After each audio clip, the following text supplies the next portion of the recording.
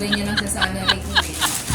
May bumili siya ng gulay. Baka hindi niya ako naintindihan. Akala niya, food, vegetables. Ang sabi ko, no gas.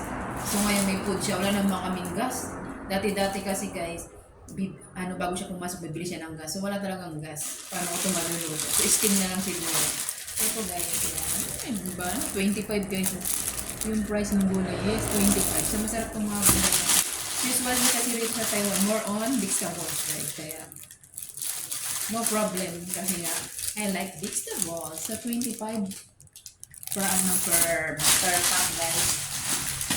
So meron tayong pechay. So meron tayong radish. At meron tayong brown tofu. And meron rin tayong carrots, right? 32 carrots. So 32 guys. And then, siyempre, ito ang hindi mawawala. Ang pinaka the best na cabbage. Cabbage is the best talaga guys. So kayo ay nag-low carb, kumain ka ng cabbage kasi ito is nakakaliit na ng tiyan guys, ang cabbage.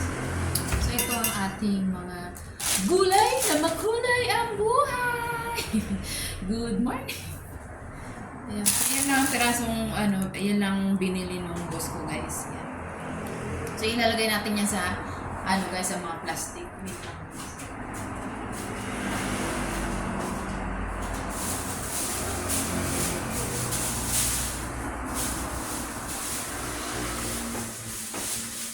Ang mga gulay is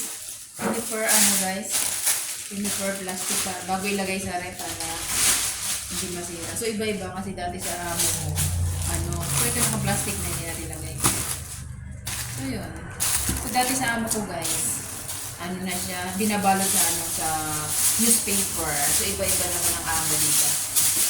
So yun. Tapos ito is siya na pwede steam ko na lang to. Lalagyan siya ng salt para hindi siya masira. Tapos lalagay siya sa freezer.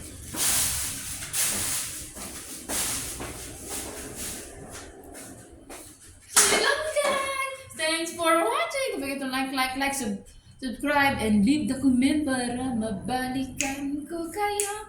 Bye! Love you all! Thanks for support!